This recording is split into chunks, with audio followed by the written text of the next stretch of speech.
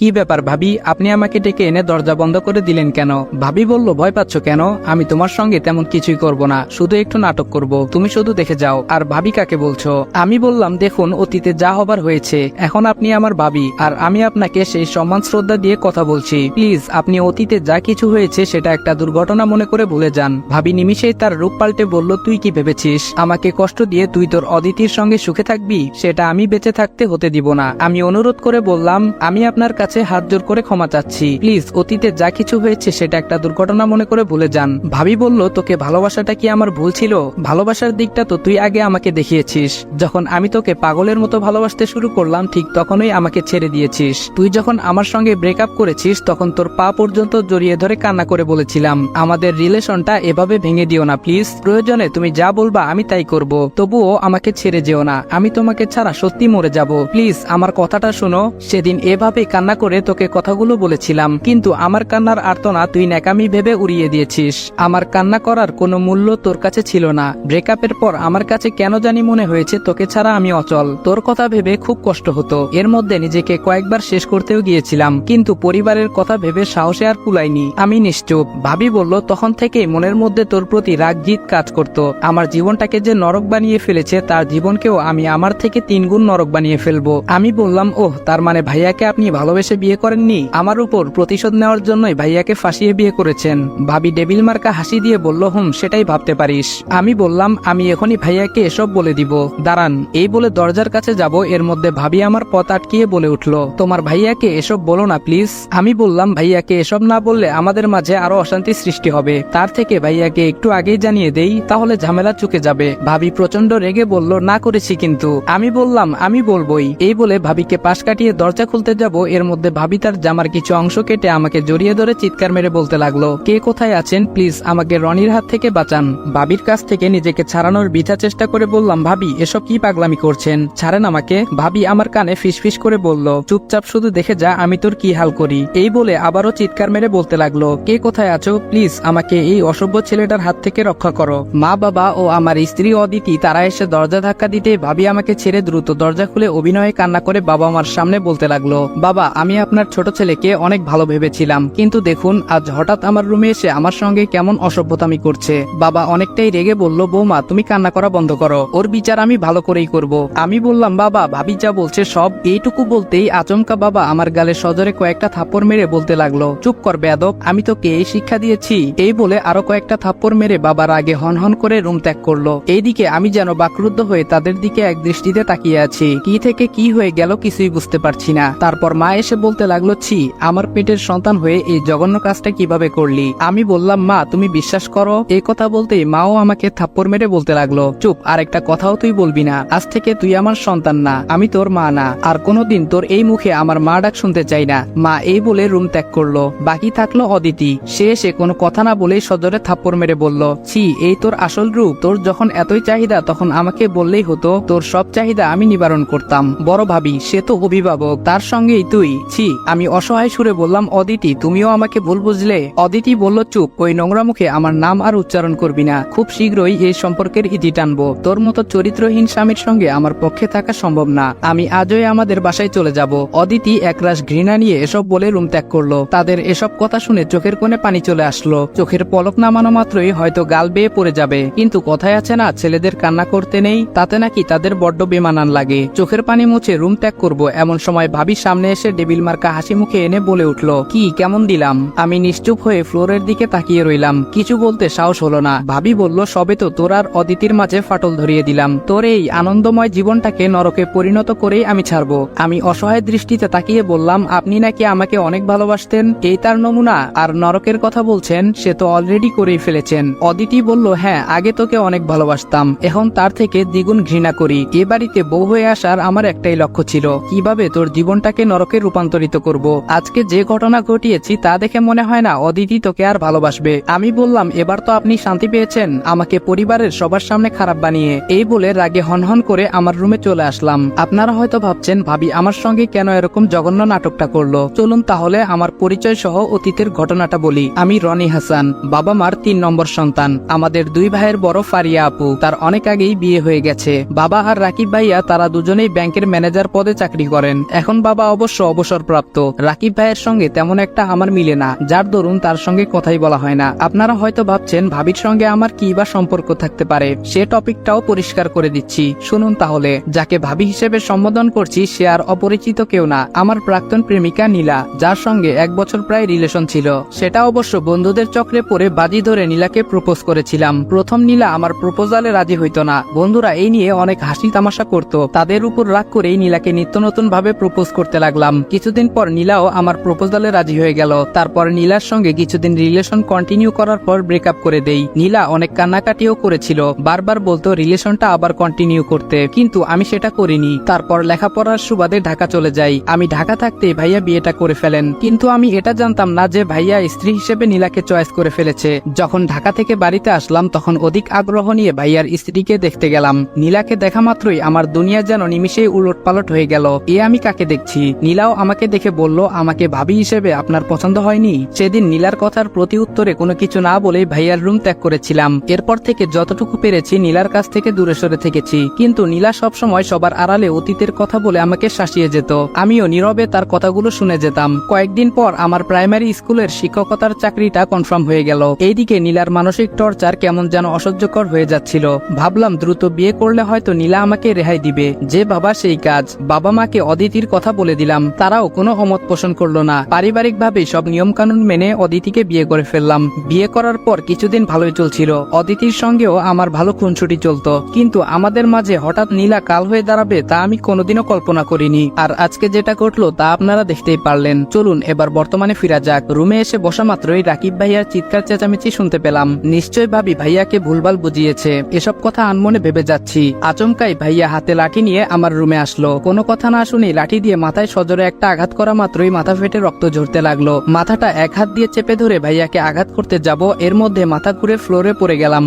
জ্ঞান ফেরার পর নিজেকে হাসপাতালে আবিষ্কার করলাম, কিন্তু অবাক করার বিষয় হচ্ছে হাসপাতালের কেবিনে আমি একাই, পাশে কাউকে দেখতে পাচ্ছি না। তার মানে বাড়ি থেকে কেউ আসেনি নিশ্চয়ই। এসব ভাবতেই বাবা এসে বলল, এখন কেমন লাগছে? আমি বললাম হ্যাঁ ভালো, তবে মাথাটা একটু ব্যথা করছে। বাবা বলল, ডক্টরের কাছ থেকে মেডিসিন গুলো নিয়ে বাড়িতে এসে পড়িস। আমি চললাম। আমি বললাম আচ্ছা ঠিক আছে। বাবা বাড়িতে চলে গেল। তার কিছুক্ষণ পর ডক্টরের কাছ থেকে মাথা ব্যথার মেডিসিন গুলো নিয়ে আমিও বাড়িতে চলে আসলাম। দরজায় এসে দাঁড়াতেই অদিতি আমাকে দেখে মুখ ফিরিয়ে নিয়ে রুমে চলে গেল। এই দৃশ্যটা দেখে কেন জানি কষ্ট হতে লাগলো। কদিন আগের কথা, ফল কাটা চাকু দিয়ে অদিতির সঙ্গে দুষ্টামি করতে গিয়ে আমার হাতে একটু লেগে কেটে গিয়েছিল। এতেই অদিতি ছোট বাচ্চাদের মতো কান্না করে। তার এরকম ভালোবাসা দেখে বুকের সঙ্গে খুব শক্ত করে জড়িয়ে ধরে বলেছিলাম, এই পাগলি, এই সামান্য রক্ত দেখে কেউ কান্না করে? অদিতি বলল, আর কখনো হাতে চাকু নিয়ে এরকম দুষ্টামি করবে না। এখন তো খাবারটাও নিজ হাতে খেতে পারবে না। আমি বললাম, আমার নিজ হাতে খেতে না পারলে কি হবে? আমার বউ তো আমাকে খাইয়ে দিতে পারবে। যদি সে আমাকে খাইয়ে দিতে না চায় তাহলে আর কি করার? কদিন না হয় না খেয়ে থাকবো। দুষ্টামি করে বলতেই অদিতি রেগে বলল, বেশি বকছো কেন?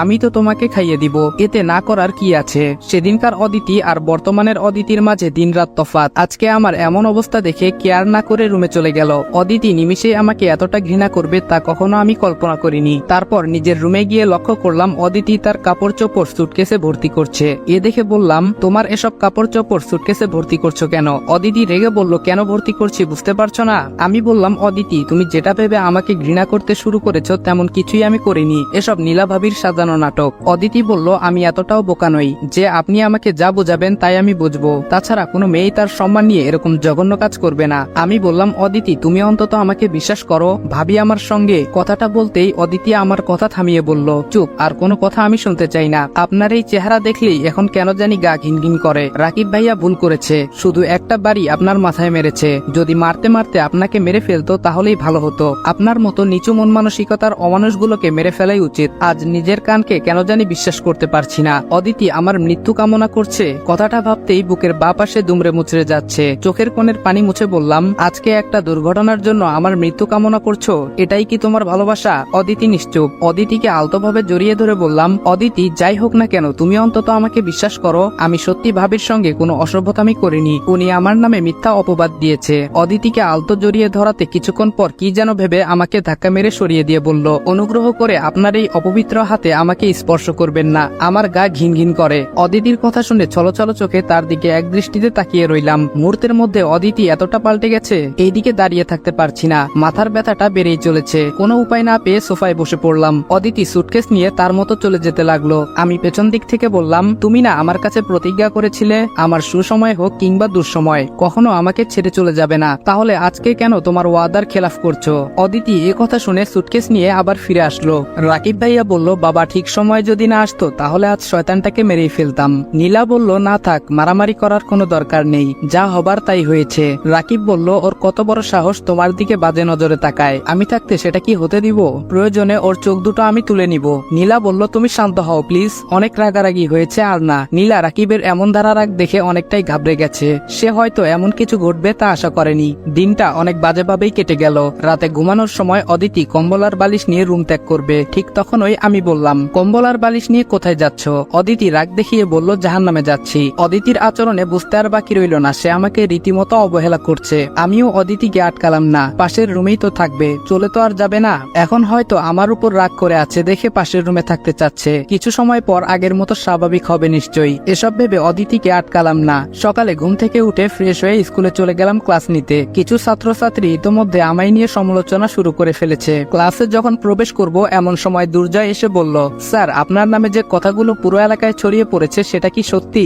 আমি বললাম, কোন কথা পুরো এলাকা জুড়ে ছড়িয়ে পড়েছে? দুর্জয় বলল, ওই তো আপনি আর আপনার ভাবি। দুর্জয় এই কথা উচ্চারণ করার আগেই তার কথা থামিয়ে দিলাম। চুপ করো বেয়াদব ছেলে, আরেকটি কথাও বলবে না, ক্লাসে যাও বলছি। দুর্জয় বলল, স্যার আপনি হয়তো আমাকে ধমক দিয়ে সত্যিটা ধামাচাপা দিতে পারবেন, কিন্তু এলাকায় আরো অনেক লোক আছে, তারা কিন্তু আপনাকে ছেড়ে কথা বলবে না। দুর্জয় এই বলে ক্লাসে চলে গেল।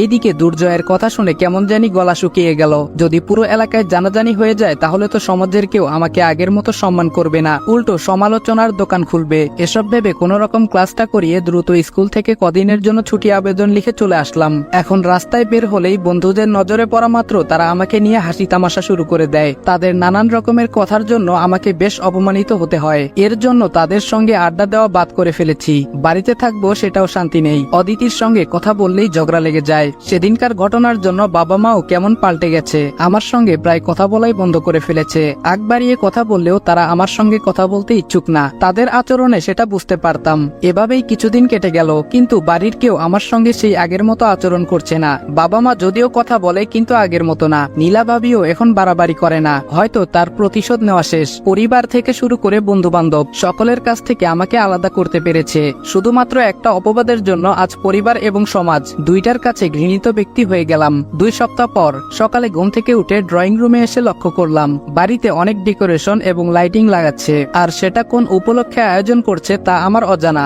বাড়িতে যেহেতু কেউ আমার সঙ্গে কথা বলে না, আমি তাদের সঙ্গে একবারিও কথা বলি না, কিন্তু অদিতির সঙ্গে কথা বললেই ও আমার কোনো কথার উত্তর দেয় না। প্রথমে ভেবেছিলাম কিছুদিন পর অদিতি আবার আগের মতো স্বাভাবিক হয়ে যাবে, কিন্তু সেদিনের ঘটনার পর থেকে আমাকে এড়িয়ে চলে, কথা বলে না। তারপরও আজ একবারিয়ে অদিতিকে জিজ্ঞেস করলাম বাড়িতে কার জন্য অনুষ্ঠান করা হচ্ছে। অদিতি আমার কথা শুনেও না শোনার ভান করে চলে গেল। অদিতির এরকম অবহেলা দেখে একটু কষ্টই পেলাম। আজ এতদিন পর অদিতির সঙ্গে কথা বলছি, তারপরও আমার সঙ্গে কথা বলতে ইচ্ছুক না। রুমে এসে ফ্রেশ হয়ে স্কুলের উদ্দেশ্যে রওনা দিব, এমন সময় অদিতি কি জানি খুঁজতে রুমে এলো। এই সুযোগে একটু দুষ্টামি করে অদিতিকে আলতো করে জড়িয়ে ধরলাম। আমি বললাম, অদিতি আর কতদিন আমার সঙ্গে কথা না বলে থাকবে বলতো? অদিতি কি যেন ভেবে আমাকে জোরে ধাক্কা মেরে নিজেকে ছাড়িয়ে নিল।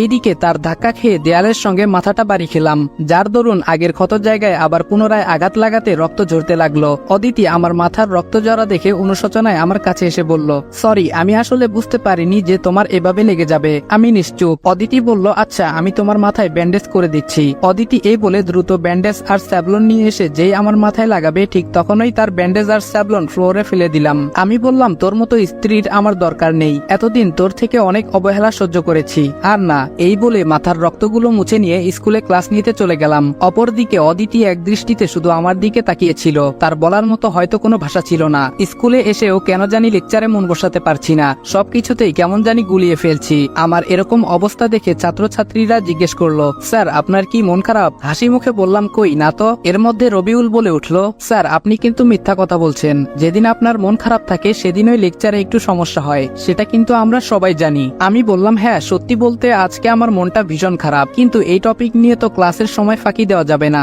সামনে তোমাদের মধ্যবর্ষ পরীক্ষা, সেদিকে খেয়াল রাখতে হবে, বুঝতে পেরেছো? সকল ছাত্রছাত্রী একসঙ্গে বলল, জি স্যার। আমি বললাম, এখন লেকচারে মনোযোগ দাও। প্রতিদিনকার মতো আজও স্কুল ছুটির সময় মোরাদ মামার দোকানে চা খেতে যাই। বেঞ্চে বসে চা খাচ্ছিলাম, হঠাৎ শফিক গাড়ে চপাট মেরে বলল, দোস্ত কি খবর? আমি বললাম, হ্যাঁ ভালো। এই বলে চা খেতে মনোযোগ দিলাম। শফিক একটু খোঁচা মেরে বলল, এলাকায় এসে তোর নামে যা শুনলাম আমি কিন্তু এসব বিশ্বাস করিনি, কিন্তু নীলার সঙ্গে তোর যেহেতু আগেই সম্পর্ক ছিল, সেদিক থেকে বিবেচনা করে দেখলে তোদের মাঝে কোনো অঘটন অবশ্যই ঘটেছে। শফিকের এরকম খোঁচা মারা কথা শুনে চাটা কেমন জানি গলায় আটকে গেল। তারপর চায়ের টাকা দ্রুত দিয়ে ওখান থেকে চলে আসতে যাব, এমন সময় শফিক পেছন দিক থেকে বলে উঠল, কিরে চলে যাচ্ছিস কেন? তোর ভাবির সঙ্গে কি অঘটন ঘটিয়েছিস সেটা তো বলে যা। শফিকের কথায় নিমিষেই রাগ উঠে গেল। মন চাচ্ছিল তাকে গিয়ে উড়াদুরা কয়েকটা লাগিয়ে দেই, কিন্তু এসব করলে হয়তো সমাজের লোকজনেরা আমাকে খারাপ ভাববে। তাছাড়া আমি একজন শিক্ষক, আমাকে এসব মারামারি একদমই মানায় না। শফিক আজকে খোঁচা মেরে কথা বলার সুযোগ পেয়েছে দেখে খোঁচা মারছে, তার কথায় ভ্রুক্ষেপ না দেওয়াই শ্রেয়।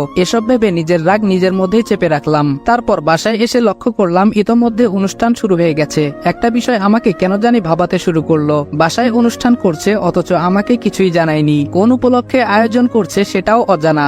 বাসায় বেশ আত্মীয় স্বজনের আনাগোনা আছে দেখছি।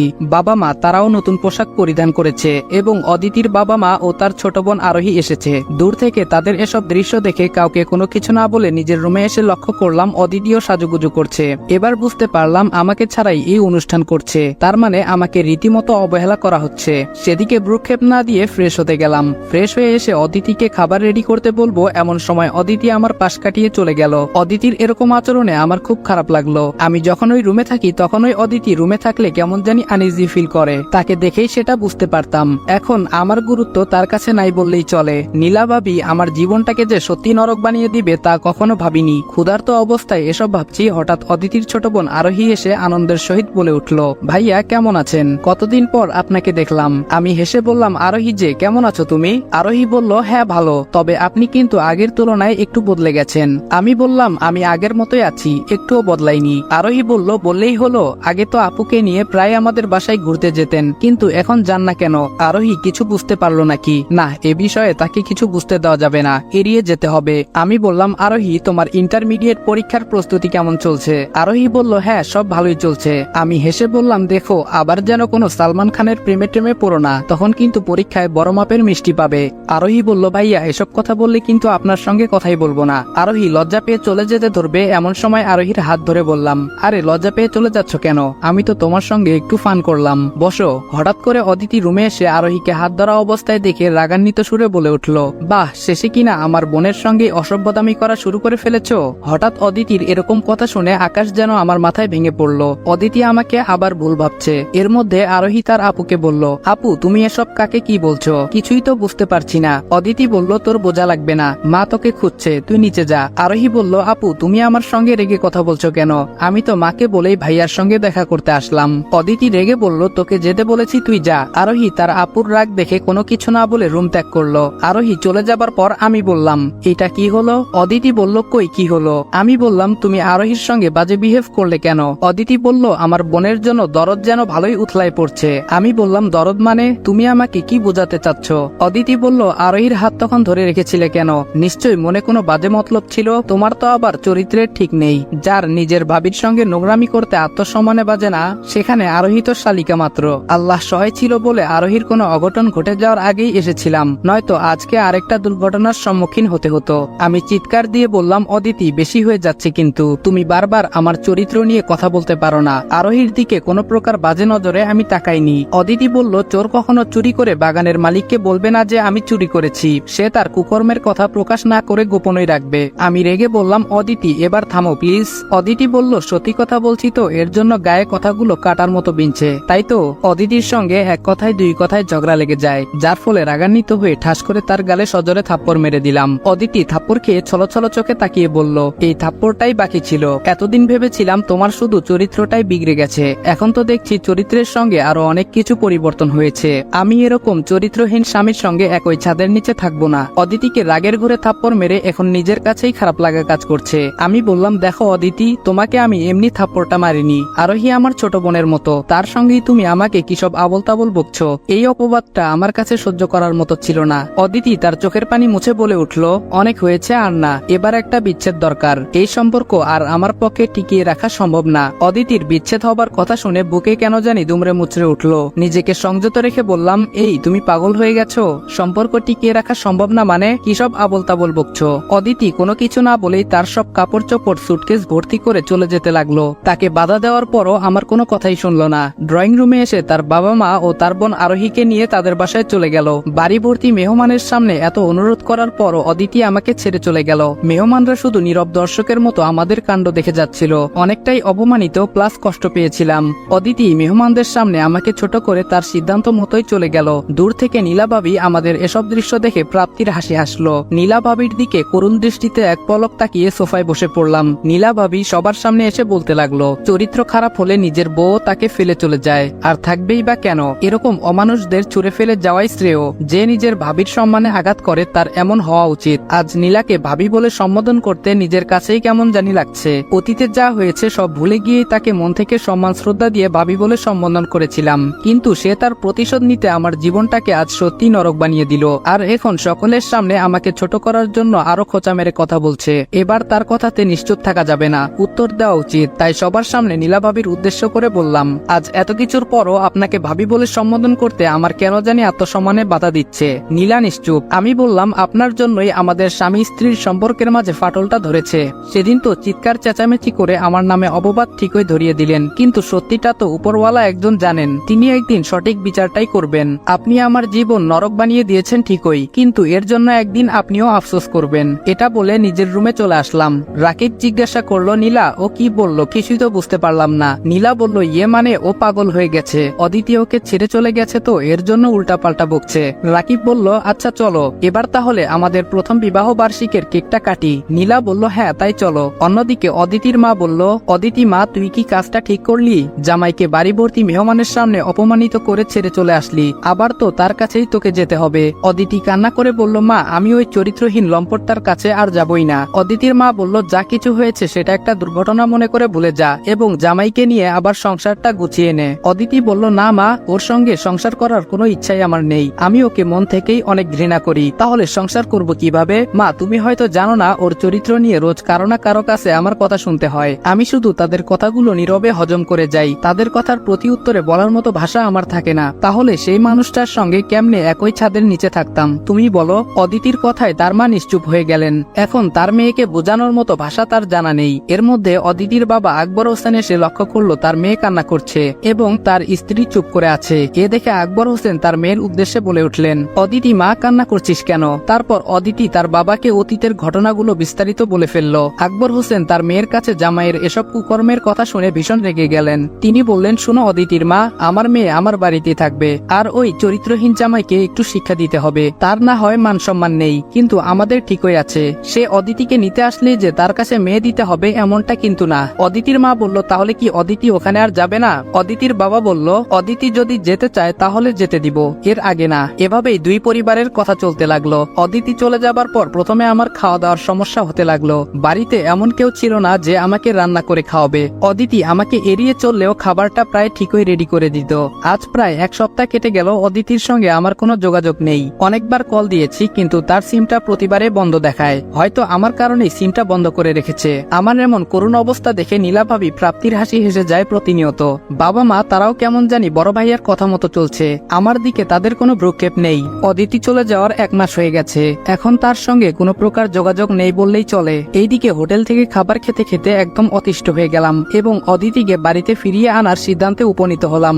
যেই বাবা সেই কাজ। অদিতির বাসার দরজায় কলিং বেল দেওয়া মাত্র অদিতির মা দরজা খুলে দিল। আমি বললাম, কেমন আছেন মা? অদিতির মা মন ভার করে বলল, হ্যাঁ ভালো আছি, ভেতরে আসো। আজ অদিতির মার আচরণে কেমন জানি খারাপ লাগতে শুরু করলো। আগে তো তাদের বাসায় আসলে অনেক আনন্দের সহিত বলতো, বাবা কেমন আছো, ভেতরে আসো, কিন্তু আজকে আগের মতো মত বিনিময় করছে না। কেমন জানি আমার প্রতি মন ভার করে কথা বলল। কিছুক্ষণ নীরব থাকার পর আগ বাড়িয়ে বললাম, মা অদিতি কোথায়? অদিতির মা বলল, ওর রুমেই আছে। এই বলে পাশ কাটিয়ে চলে গেল।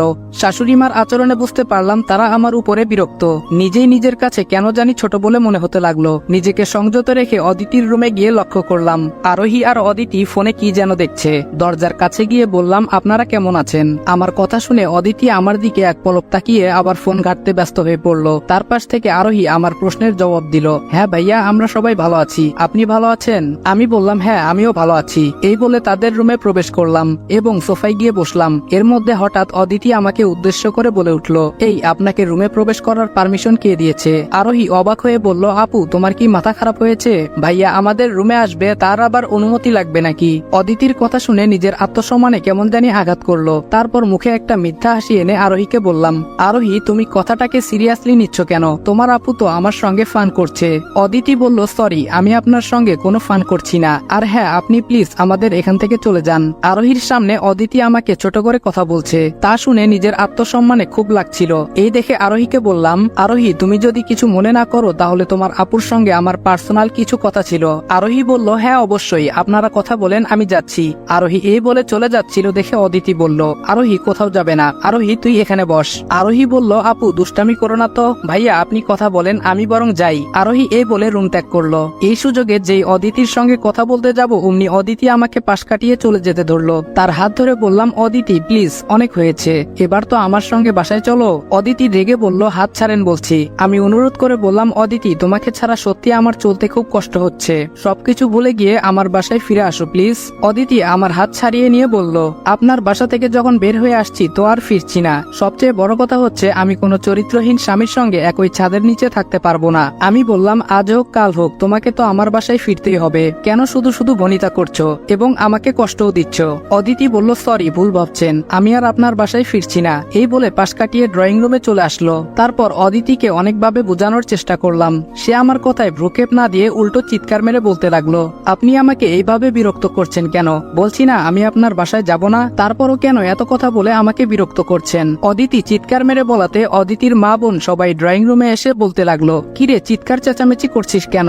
অদিতি রেগে তার মাকে বলল, মা উনি কিন্তু আমাকে রীতিমতো বিরক্ত করছে, ওনাকে চলে যেতে বলো। অদিতির মা এক প্রকার রাগ নিয়েই আমার উদ্দেশ্য করে বলল, এই যে বাবা তুমি আমার মেয়েকে বিয়ে করে কি একেবারে কিনে ফেলেছো? তার মতের কি কোনো দাম নেই? ও যখন বলছে যাবে না তো যাবে না, এতে জোর করার কি আছে? আমি নিশ্চুপ। অদিতি রেগে বলল, মা এবার ওকে এখান থেকে চলে যেতে বলো, অশান্তি ভালো লাগছে না। অদিতির মা দরজার দিকে হাত ইশারা করে বলল, কিছু মনে না করলে বাবা এবার তুমি আসতে পারো। তাদের এসব কথা শুনে অপমান আর লজ্জায় চোখের কোণে জল চলে আসলো। চোখের কোণের জল মুছে মাথা নিচু করে বাসা থেকে বের হয়ে আসলাম। কিছু দূর আসতেই আরোহী দৌড়ে এসে বলল, ভাইয়া দাঁড়ান। শান্ত সুরে বললাম, কিছু বলবা? আরোহী জিজ্ঞাসা করে বলল, ভাইয়া আপনি মনে হয় আপু আর মার কথাতে অনেক কষ্ট পেয়েছেন। নিজেকে যথেষ্ট সংযত রেখে বললাম, দূর পাগলি মেয়ে, আমি কেন তাদের কথায় কষ্ট পাবো? তোমার মা তো ঠিকই বলেছে, অদিতিকে বিয়ে করে তো একেবারে কিনে নেয়নি, তার মতের মূল্য আমার কাছে অবশ্যই আছে এবং তাকে তার মতো আমি রাখবো, তুমি নিশ্চিত থাকতে পারো। আরোহী বলল, আপু আর মা যখন আপনাকে কথাগুলো বলেছিল তখন আমার দৃষ্টি কিন্তু আপনার দিকেই ছিল,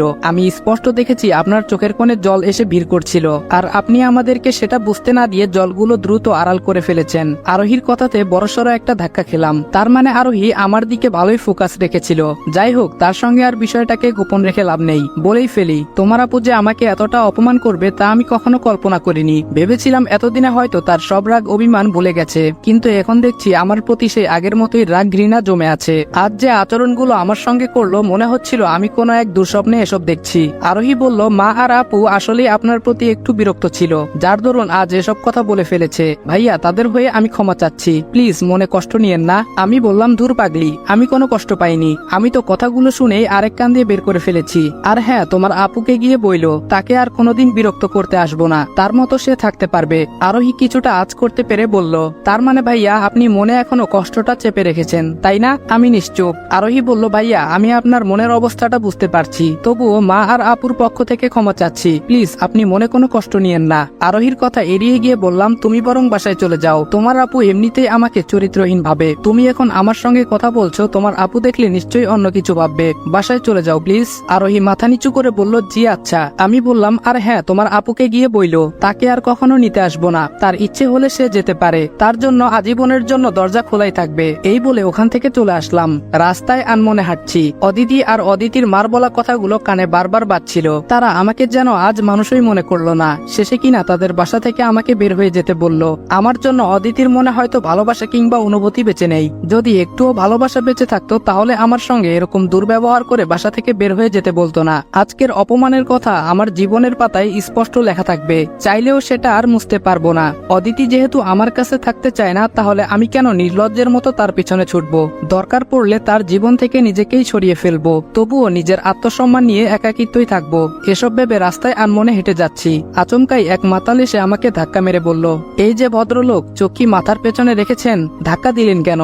মাতালটির কথায় বড়সড় একটা ধাক্কা খেলাম। মাতালটির বয়স বেশি একটা হবে না, 20 থেকে 23 এরকম হবে। আমি বললাম, আরে ভাই, ধাক্কা দিলেন আপনি, আর দোষ দিচ্ছেন আমাকে? ছেলেটি বলল, আচ্ছা ঠিক আছে, তোকে মাফ করে দিলাম, এখন সামনে থেকে সরে দাঁড়া। মাতালের মাতলামি দেখে নিজের রাগকে আর সংযত রাখতে পারলাম না, দিলাম একটা কানের নিচে ধম করে। এমনিতেই আজ মন মেজাজ খারাপ, তার উপর এই মাতাল পাগলামি শুরু করেছে। আরো কয়েকটা মারতে যাব, তখনই মাতালটা আমার পা জড়িয়ে ধরে বলল, ভাই আমাকে মাফ করে দেন, আমি রং নাম্বারে এসে মাতলামি শুরু করে ফেলেছি। আমি বুঝতে পারি নাই আপনি মানুষকে এভাবে কেলাতে পারেন।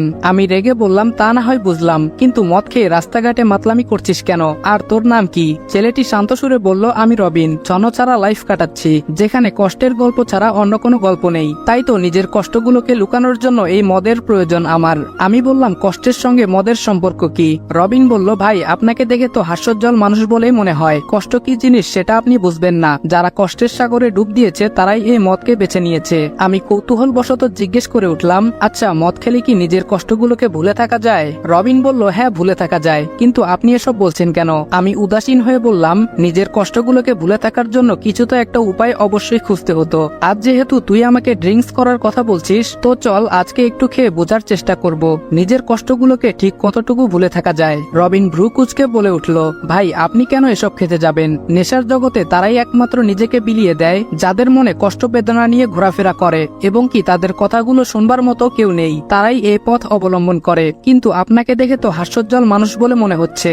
রবিনের সঙ্গে এক দুই কথায় ভালোই পরিচিত হয়ে গেলাম। সেদিনই প্রথম রবিনের সঙ্গে ড্রিঙ্কস করলাম। ড্রিঙ্কস করার পর নিজেকে অনেকটাই হালকা লাগছিল, এবং সেদিন থেকেই একাকিত্ব কাটানোর জন্য নেশাটাই অবলম্বন করে নেই। ভেবেই নিয়েছিলাম যেখানে আমার বাবা মা আমার সঙ্গে নেই, যাকে এতটা ভালোবেসে বিবাহ করে স্ত্রীর মর্যাদা দিলাম, সেও এখন আমাকে ছেড়ে গেল। এই নরকময় জীবনে মদকে সঙ্গ নিলে মন্দ হবে না, এসব ভেবেই নেশার দিকে ধীরে ধীরে অগ্রসর হতে লাগলাম, এবং বাবা মা কিংবা অদিতিকে দিনে দিনে ভুলেই গেলাম। সকালে ঘুম থেকে উঠে ফ্রেশ হয়ে হোটেল থেকে খাবার খেয়ে ক্লাস নিতে চলে যেতাম, এবং ছুটির পর রবিনের সঙ্গে মদ নিয়ে আড্ডা দিতাম। একটা সময় রবিনের সঙ্গে ভালোই বন্ধুত্ব হয়ে যায়, যার দরুন আমার পক্ষে ড্রিঙ্কস করাটা আরো সহজ হয়ে গেল। নেশার জগতে গিয়ে কেন জানি অদিতির কথা একদম ভুলেই যাই। আগে অদিতির কথা মনে হলে খারাপ লাগতো, কিন্তু এখন আর তা মনে হয় না। সবকিছুই এখন আমার কাছে স্বাভাবিক বলে মনে হতে লাগলো। এইদিকে নেশাটাও আমাকে দিন দিন ঘায়েল করে ফেলছে, সেটা আমি ভালো করেই বুঝতে পারতাম, কিন্তু সে জগৎ থেকে বের হওয়া কোনোভাবেই সম্ভব না। এভাবেই কেটে গেল 3টা মাস। এখন অব্দি অদিতি আমার কোনো খোঁজ খবর নেয়নি। অদিতি ভালো করেই জানতো তাকে ছাড়া আমার আর কোনো সমস্যা হোক বা না হোক, খাবার দাবারের সমস্যা হবে,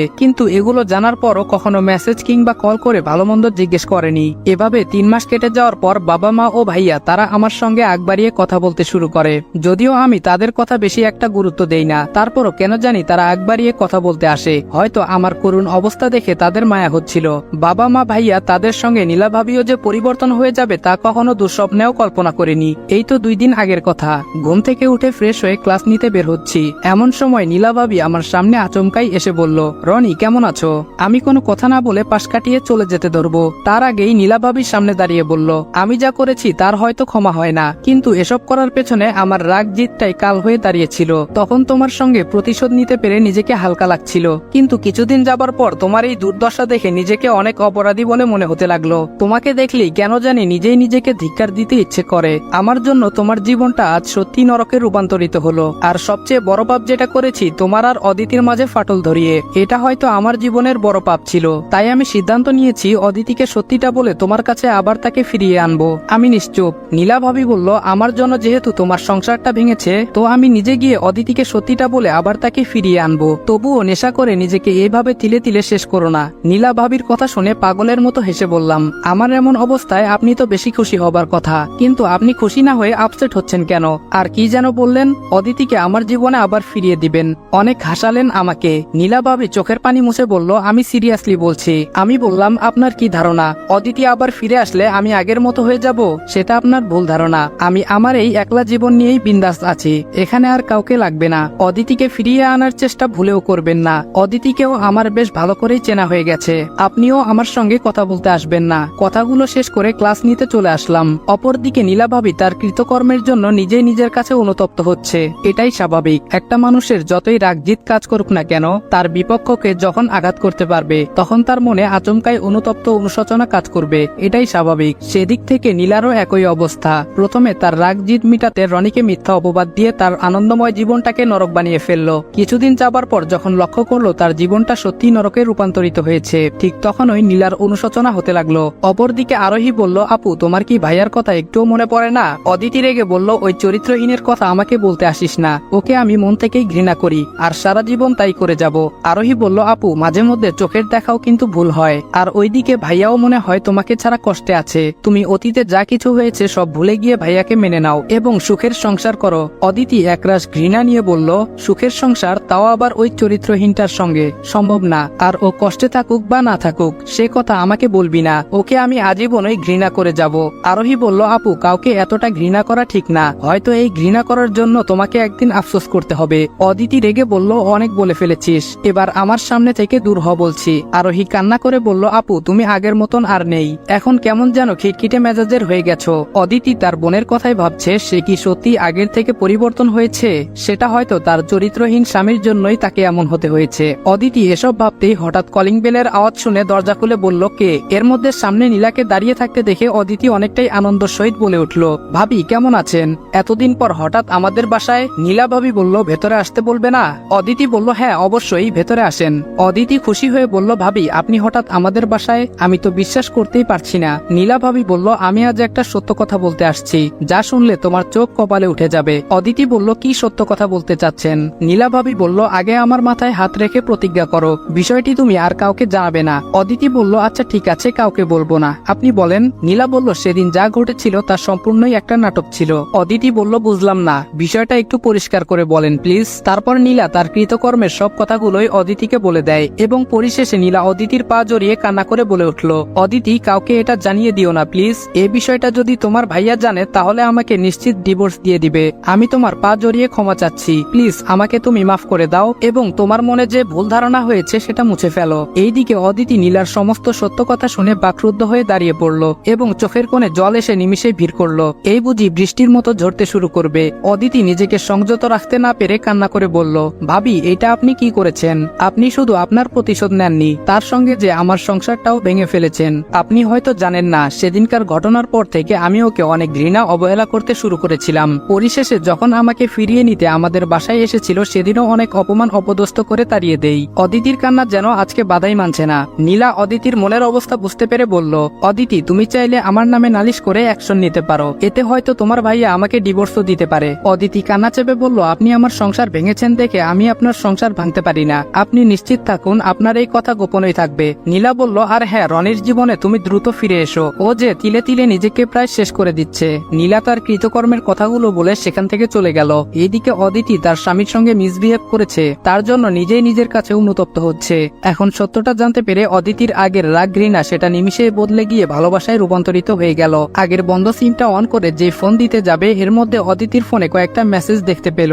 এতদিন অবহেলায় দেখার ইচ্ছে ছিল না, কিন্তু এখন আগ্রহ নিয়ে পড়তে লাগলো। প্রথম মেসেজ, অদিতি প্লিজ বাসায় ফিরে এসো, তোমাকে ছাড়া আমার সত্যি খুব কষ্ট হচ্ছে, রাগ অভিমান না করে চলে এসো। দ্বিতীয় মেসেজ, অদিতি তুমি তো জানোই বাসার কেউ আমার সঙ্গে কথা বলে না, এমনকি খাবার কথা কেউ ভুলেও জিজ্ঞেস করে না, বাইরে থেকে খাবার খেয়ে থাকতে হয়, বুঝতেই তো পারছো বাইরের খাবার খেতে পারি না, তবুও পরিস্থিতির মোকাবেলা আমাকে করতে হচ্ছে, ফিরে এসো প্লিজ। তৃতীয় মেসেজটি দেখে অদিতি চমকে উঠল। মেসেজটি এমন ছিল, অদিতি তোমাকে ফিরিয়ে আনতে গিয়ে আমাকে যে এতটা অপমানিত হতে হবে তা আমি কল্পনা করতে পারিনি। নিজের প্রতি খুব আশা ভরসা নিয়ে তোমাকে ফিরিয়ে আনতে গিয়েছিলাম, কিন্তু তুমি যে আমার সঙ্গে বাসায় এরকম সিন ক্রিয়েট করবে তা আমার ধারণারও বাহিরে ছিল।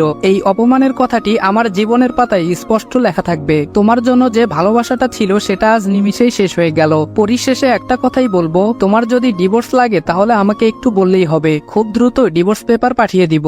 ভালো থেকো, নির্লজ্জের মতো তোমার পেছনে আর যাব না, আল্লাহ হাফেজ। অদিতি তৃতীয় মেসেজটি পড়ে নিজের চোখের পানি আটকাতে পারল না, অজর ধারায় কান্নায় ভেঙে পড়ল এবং মনে মনে সিদ্ধান্তে উপনীত হলো সে আর নিজ বাসায় থাকবে না, সে এখন তার স্বামীর বাসায় থাকবে। অদিতি সেদিনই তার বাসা ত্যাগ করে স্বামীর বাসায় চলে গেল। বাবা আর ভাইয়ার জোরাজোরিতে হসপিটালে যেতে বাধ্য হলাম। ডক্টরের চেম্বারে প্রবেশ করা মাত্রই অনেকটা বিষণ্ণতার সঙ্গে বলে উঠল, আপনি কেমন মানুষ বলেন তো? সেদিন আপনাকে ক্যান্সারের রিপোর্ট হাতে দেওয়া মাত্রই কোনো কথা না বলে চলে গেলেন, পিছন দিক থেকে কতবার আপনাকে ডাকতেছিলাম সেদিকে ভ্রুক্ষেপ না দিয়ে চলে গেলেন। আমি চোখের পানি মুছে বললাম, রিপোর্টে যখন ক্যান্সার ধরা পড়েছে তো চিকিৎসা নিয়েই বা কি লাভ, আমি তো আর বেশি দিন বাঁচবো না। এর মধ্যে বাবা ডক্টরের উদ্দেশ্যে বলে উঠল, ডক্টর, আমার ছেলেটার রোগ কি নিরাময় করা সম্ভব না? ডক্টর বলল, দেখুন, আপনার ছেলে অধিক পরিমাণে মদ্যপান করেছে, এতে তার অনেক কিছুই ক্ষতি করে ফেলেছে। বুঝতেই পারছেন আমি কি বোঝাতে চাচ্ছি। আমি বললাম, ডাক্তার, আপনাকে সত্য কথা বলার জন্য অসংখ্য ধন্যবাদ। আমিও সেটাই এদেরকে বোঝাতে চেষ্টা করছিলাম, বেশি দিন বাঁচবো না। এরা এই কথাটি বিশ্বাসই করতে চাচ্ছে না। ডক্টর মাথা নিচু করে বলল, মিস্টার রনি, আমার কথা শুনে আপনার খারাপ লাগছে, তা আমি ভালো করেই বুঝতে পারছি, কিন্তু তারপরও যে আমাকে সত্যটা বলতেই হতো। ডক্টরের কথা শুনে উপস্থিত বাবা মা, ভাইয়া, অদিতি তারা সবাই কান্নায় ভেঙে পড়ল। তাদের এই দৃশ্য দেখে নিজেকে আর আটকাতে পারলাম না। শব্দহীনভাবে চোখ থেকে অঝর ধারায় জল গড়তে লাগলো, বুকটা ফেটে হাহাকার করছে। আমি সত্যিই এই পৃথিবীর মায়া ছেড়ে চলে যাব, এটা ভাবতেই বুকের ভেতরে দুমড়ে মুচড়ে উঠছে। নিজেকে সংযত রাখতে পারছি না। এখন কেন জানি বেশি দিন বাঁচতে ইচ্ছা করছে, কিন্তু রোগ তো আমার পিছু ছাড়বে না, সে আমাকে ধ্বংস করেই ছাড়বে। বাবা মা, ভাইয়া তারাও অনেক কান্নাকাটি করছে। সকলের এমন অবস্থা দেখে নিজের চোখের পানি মুছে নিজেকে সংযত করে সবার উদ্দেশ্যে বললাম, তোমরা সবাই কান্না করছো কেন? রোগ শরীরে সঞ্চারিত হয়েছে তো কি হয়েছে, কিছুদিন ট্রিটমেন্ট নিলে ভালো হয়ে যাব। ডক্টর, ঠিক বললাম তো? ডক্টর তার চশমা খুলে চোখের জল মুছে বলল, হ্যাঁ, আপনি ঠিকই বলেছেন, আপনি খুব শীঘ্রই ভালো হয়ে যাবেন। মার দিকে লক্ষ্য করতে দেখলাম সে অবিরাম কান্না করেই যাচ্ছে, তার সঙ্গে অদ্বিতীয়। বসা থেকে উঠে তাদের কাছে গিয়ে বললাম, তোমরা এত কান্না করছো কেন? যা হবার তা তো হবেই, এতে কান্না করার কি আছে? এটা বলতেই আমারও কান্না চলে আসলো। মা বলল, বাবা, কেন তুই আমাদের উপর রাগ করে এসব ছাইপাশ খেতে গেলি? আমরা তো তোকে অনেকবারই নিষেধ করেছিলাম, এমনকি বৌমাও তো রোজ কান্নাকাটি করে তোকে নিষেধ করত। তার কথা ভেবে অন্তত নেশা করাটা ছেড়ে দিলে আজ এই দিনের মুখোমুখি হতে হতো না। মা এই বলে কান্না করতে করতে ডক্টরের কক্ষ ত্যাগ করলো। অদিতিও মুখ ফিরিয়ে ফুপিয়ে কান্না করছে, হয়তো আমাকে হারানোর ভয়ে। অদিতির কান্না থামানোর জন্য বললাম, অদিতি প্লিজ, তুমি অন্তত কান্না করো না, মাকে গিয়ে একটু বোঝাও আমি বেশ ভালো আছি, আর ডাক্তারের ট্রিটমেন্ট পেলে খুব শীঘ্রই ভালো হয়ে যাব। এ কথা বলতেই অদিতি আমার দিকে তাকিয়ে ফুপিয়ে বলতে লাগলো, আমার সঙ্গে এমন কেন হলো বলতে পারো? এখন কেন জানি মনে হচ্ছে হৃদয়ে কেউ ধারালো ছুরি দিয়ে অসংখ্যবার আঘাত করছে। অদিতির এরকম কথা শুনে আমার হৃদয়ে রক্তক্ষরণ হতে লাগলো। সে তো আমাকে অনেকবারই নেশার জগৎ থেকে ফিরে আসতে বলেছিল, আমি তার কথার কর্ণপাত করিনি, সবসময় অবহেলার চোখে দেখেছি, ভেবেছি তার ভালোবাসাটা নাটক মাত্র। কিন্তু আজকে তার চোখের পানি প্রমাণ করে দিচ্ছে তার ভালোবাসা কতটা গভীর। ভাবনার বিচ্ছেদ ঘটিয়ে অদিতিকে বললাম, অদিতি প্লিজ এভাবে কান্না করো না, আমি নিজেকে সংযত রাখতে পারছি না। আমার মনের অবস্থা তো বুঝতেই পারছো, এর মধ্যে তুমি আর মা মিলে যদি এভাবে কান্না করো তো আমি কেমনে নিজেকে সংযত রাখবো বলো? এ কথা বলা মাত্রই চোখের জল মুছে আমার দিকে এক দৃষ্টিতে তাকিয়ে রইল, হয়তো আমাকে কিছু বলতে চাচ্ছে। সে সুযোগ না দিয়ে অদিতিকে বললাম, কি হলো, যাও মাকে সামলাও গিয়ে, নয়তো কান্না করে সে অসুস্থ হয়ে পড়বে। আমার কথা মতো অদিতি মার কাছে চলে গেল। নিজেকে বড্ড অসহায় লাগছে। এতদিন ক্যান্সার রোগের কথা মানুষের মুখে শুনতাম, কিন্তু আজ আমার নিজেরও হয়েছে। ভাগ্যকে দোষ দিয়ে কি হবে? নেশা আমাকে তিলে তিলে শেষ করেছে, এতে উপরওয়ালারই বা কি দোষ? যদি নেশার জগতে না যেতাম তাহলে হয়তো আমাকে এদিন দেখতে হতো না। আমার জীবনে করা সবচেয়ে বড় ভুল হলো নেশা। এই ভুলটা শুধরানোর সময়টুকুও পেলাম না, তার আগেই মরণব্যাধি রোগটা আমাকে আপন করে নিয়েছে। এখন শতবার চাইলেও এই রোগ আমাকে ছাড়বে না, সে আমাকে চিরন্তর পরিবার থেকে বিদায় করবে। এটা ভাবতেই বুক ফেটে যেন কান্না আসছে, তারপরও কান্না করতে পারছি না। আমি কান্না করলে যে মা আর অদিতি তারা পুরোপুরি ভেঙে পড়বে, এটা ভেবেই কান্নাটা নিজের মাঝে চেপে রাখতে শুরু করলাম। সেদিন হসপিটাল থেকে মেডিসিন নিয়ে বাড়িতে চলে আসি। বাড়িতে আসার পর সবাই কেমন জানি নিশ্চুপ হয়ে যায়। মা সব সময় আমার কাছে এসে বলতো, বাবা তোর কিছু খেতে ইচ্ছে করলে আমাকে বল, আমি তোকে তাই এনে দিচ্ছি। মার এমন কথা শুনে খুবই কষ্ট পেতাম। বুঝতে পারতাম আমি তাদের মধ্যে কদিনের জন্য অতিথি হয়েছি মাত্র, এর জন্য এত আদর যত্ন করছে। হাজারটা কষ্ট বুকে চেপে রেখে মাকে হাসি মুখেই বলতাম, মা কি বলছো এসব? আমি কি কোনো অতিথি নাকি যে আমাকে সবসময় ভালো ভালো খাবার খেতে হবে? মা আমার কথা শুনে চোখের পানি মুছে চলে যেত, দ্বিতীয় কোনো কথা বলতো না। এখন ভাইয়াও অনেক পরিবর্তন হয়েছে। আগে তো তার সঙ্গে ধাক্কা লাগলেও আমার সাথে কথা বলতো না, ইদানিং আমার ভালোই খোঁজ খবর নিচ্ছে। আমার জন্য ভাইয়া নীলা ভাবিকে ভালোই শাস্তি দিচ্ছে। বর্তমানে তাদের স্বামী স্ত্রীর মাঝে সম্পর্কের ফাটল ধরেছে। ভাইয়া আমার বিষয়টা জানতে পেরেছে, কিন্তু সেটা অনেকদিন পর। যখন আমার এমন অবস্থা লক্ষ্য করলো তখন থেকেই নীলার সামান্য ভুল দেখলে সে টপিক নিয়ে ভাইয়া নীলা ভাবিকে মারধর করত। নীলা ভাবিও বুঝতে পারতো তাকে কেন সামান্য ভুলের জন্য মারা হচ্ছে, সেও নীরব হয়ে আঘাতগুলো সহ্য করে যেত। এভাবেই কিছুদিন কেটে গেল।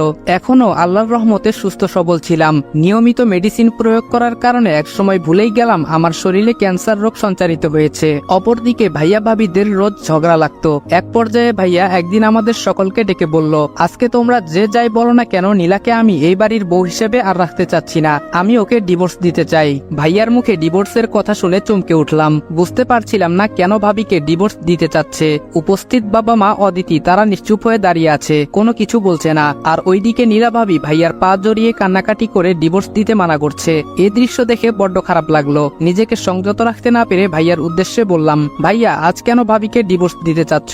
রাকিব ভাইয়া রাগান্বিত হয়ে বলল, নীলার জন্য শুধুমাত্র আমাদেরকে এমন দিন দেখতে হচ্ছে, আর তোর এই অবস্থার জন্য নীলাই দায়ী। তাই আমি সিদ্ধান্ত নিয়েছি এমন কালনাগিনীকে আমার লাইফে রাখবো না, ডিভোর্স দিয়ে দিব তাকে। ভাইয়ার কথা শুনে কিছুটা হেসে বললাম, নীলাকে একা দোষ দিচ্ছ কেন? তোমরা সবাই আমার সঙ্গে একই রকম আচরণ করেছো। বাবা মা এমনকি আমার সহধর্মিনী অদিতিও আমাকে ছেড়ে চলে গিয়েছিল। 3টা মাস এই বাড়িতেই ছিলাম। তোমরা তো আমার খোঁজ খবর ভুলেও নাওনি। আমি খেলাম নাকি না খেয়ে রইলাম তোমরা সেটা বিন্দুমাত্র জানার আগ্রহ নিয়ে আমাকে জিজ্ঞেস করনি। অদিতিও কোনোদিন ফোন করে জানতে চাইনি, উল্টো সিমটাই বন্ধ করে ফেলেছিল। তাহলে এখন নীলার একার বিচার করছো কেন? তার সঙ্গে বাবা মা অদিতি এবং তুমি বড় ভাই হয়ে আমার মাথায় আঘাত করে রক্ত ঝরিয়েছিলে। আজকে তোমার নিজের বিচারটাও করো দেখি। রাকিব ভাইয়া নিশ্চুপ। আমি বললাম, কষ্ট শুধু নীলা ভাবি আমাকে দেয়নি, তার সঙ্গে তোমরা সবাই আমাকে একই রকম কষ্ট দিয়েছো। সুতরাং এখানে নীলাকে একার শাস্তি দিয়ে কোনো লাভ নেই। যা হবার সেটা হয়েছে। এখন নীলাকে ডিভোর্স দিলেই কি সবকিছুর সমাধান হবে? তার থেকে নীলা ভাবিকে নিয়ে ভালোভাবে সংসার শুরু করো। আমার এসব কথা শুনে প্রথমে অদিতি কান্না করতে করতে রুমে চলে গেল।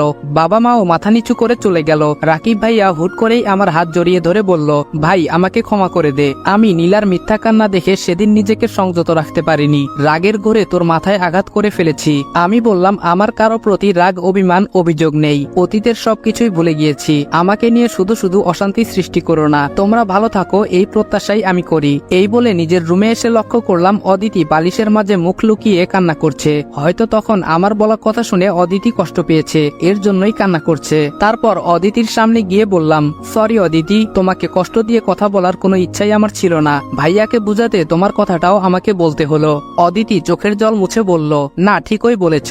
আমি তো তোমার সঙ্গে অনেক অন্যায় করেছি, যা স্ত্রী হিসেবে আমার মোটেও ঠিক হয়নি। আমি বললাম, তোমার সঙ্গে কখনোই কথা বলতাম না, কিন্তু আমার যে শেষ সময়, এ সময় নাকি সবার কাছে ক্ষমা চাইতে হয়। আজকে তোমাকেও বলছি, যদি আমার আচরণে খারাপ লেগে থাকে তো মাফ করে দিও। আর হ্যাঁ, ডিভোর্স পেপার সবকিছুই রেডি আছে। তুমি চাইলে ডিভোর্স দিয়ে দিব। আমার মৃত্যুর পর ভালো একটা ছেলে দেখে বিয়ে করে নিও। অদিতিকে এ কথা বলা মাত্রই ঝাপটে জড়িয়ে ধরে বলল, আমাকে গলা টিপে মেরে ফেলো, তারপরও এমন অলক্ষণে কথা বলো না প্লিজ, সহ্য করতে পারি না। আমি বললাম, আমার স্বপ্নগুলো সব অপূর্ণ রয়ে গেল, কোনোটাই পূর্ণতা পেল না। কথাটি বলা মাত্রই টপ করে গাল বেয়ে পানি পড়তে লাগলো। অদিতি বলল, আমি তোমার স্বপ্নটাকে পূর্ণতা দিতে চেয়েছিলাম, কিন্তু তুমি তো আমাকে দূরে সরিয়ে দিচ্ছ।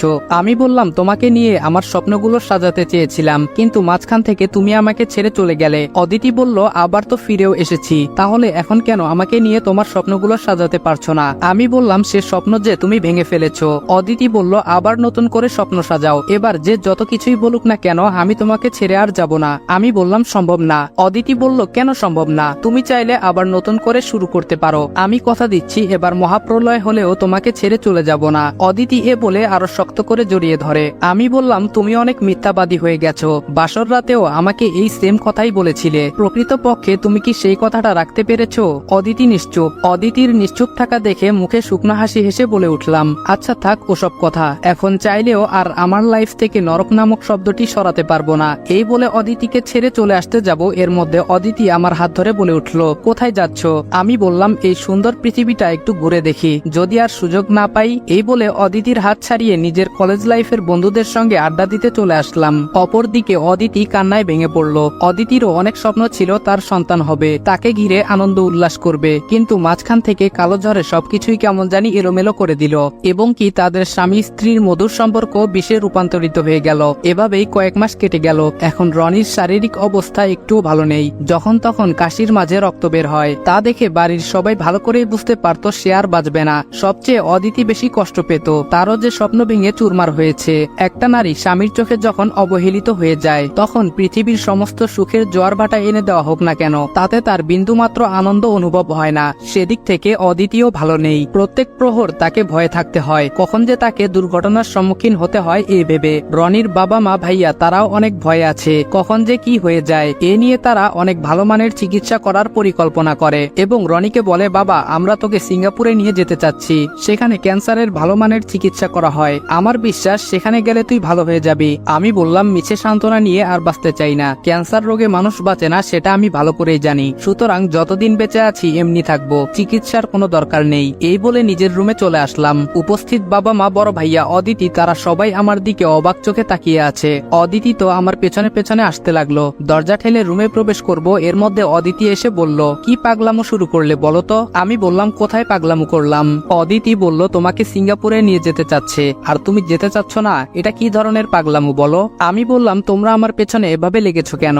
আমি বলছি সিঙ্গাপুর যাব না তো যাব না, এটাই ফাইনাল। অদিতি কান্না করে বলল, প্লিজ না করো না, এভাবে চলতে থাকলে যে তোমাকে সত্যি হারিয়ে ফেলবো। আমি বললাম, ট্রিটমেন্ট নিয়ে বাঁচার কোনো ইচ্ছা আমার নেই, যতদিন মেডিসিন ছাড়া উপরওয়ালা আমাকে রাখবে ততদিন বাঁচবো, এছাড়া কোনো ট্রিটমেন্টে আমি বিশ্বাস করি না। অদিতি বলল, তারপরও তোমাকে চিকিৎসা নিতে হবে, বুঝতে পারছো না কেন? তোমার শরীরে যে রোগটা বৃদ্ধি হতে চলেছে তা যে কোনো সময় অঘটন ঘটাতে পারে। আমার কথা কি তুমি একবারও ভাববে না? আমি নিশ্চুপ। অদিতি বলল, আমি তোমার সঙ্গে কিছুদিন অবহেলা করেছি দেখে তোমার ইগো নিয়ে পড়ে আছো, কিন্তু তুমি যে আমাকে একটা বছর ধরে অবহেলা করে আসছো সেটা কি একবারও ভেবেছো? তোমার আচরণে রোজ কতটা কষ্ট পেতে হয়েছে আমাকে। আমি নিশ্চুপ। অদিতি বলল, নিজের জীবনটাকে কেন নরকের দিকে এগিয়ে দিচ্ছ আর আমাকেও কষ্ট দিচ্ছ বলো তো? অদিতি কান্না করে ফ্লোরে বসে পড়ে। আমি বললাম, আমার জীবনটাকে নরক বানাতে তোমরা আমাকে বাধ্য করেছো, তাহলে আজ এত আফসোস করছো কেন? আর কি বললে? আমি তোমাকে অবহেলা করেছি? হ্যাঁ, ঠিকই ধরেছো। আর কেউ জানুক বা না জানুক, তুমি তো ভালো করেই জানতে, যাকে একবার আমার মন থেকে বের করে দেই তাকে দ্বিতীয়বারের মতো কাছে নেই না।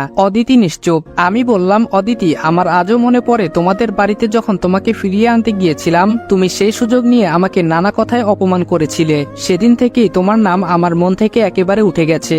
সেদিন মনস্থির করেছিলাম তোমাকে আর আমার সংস্পর্শে নিব না। অদিতি নিশ্চুপ হয়ে কান্না করে যাচ্ছে, বলার মতো কোনো ভাষা তার নেই। এভাবেই রনি তার মরণব্যাধি রোগকে বরণ করে নেয়। পরিবারের সকলেই তাকে জোরপূর্বক সিঙ্গাপুরে নিয়ে যেতে চাইলেও তাদের মুখের উপর না করে দেয়, যার দরুন দিনে দিনে তাকে ক্যান্সার গ্রাস করে ফেলে। রনির এমন অবস্থা দেখে তার বাবা মা অদিতি বেশি কান্না করত, কিন্তু রনিকে তারা কোনো চিকিৎসা করাতে পারত না। তার একটাই জিদ, মরে যাবে তবুও কোনো ট্রিটমেন্ট সে নিবে না। একদিন বিছানায় শুয়ে থাকা অবস্থায় কাশি দিতেই নাক মুখ থেকে রক্ত বের হতে লাগলো। অদিতি এ দৃশ্য দেখে দ্রুত তাকে সাহায্য করতে কাছে আসতেই রনি আক্ষেপ নিয়ে বলে উঠল, আমার কাছে এসো না, আমি ঠিক আছি। অদিতি কান্না করে বলল, তোমার নাকে মুখে রক্ত বের হচ্ছে, এবার তো হসপিটালে নিয়ে যেতে নিষেধ করো না প্লিজ।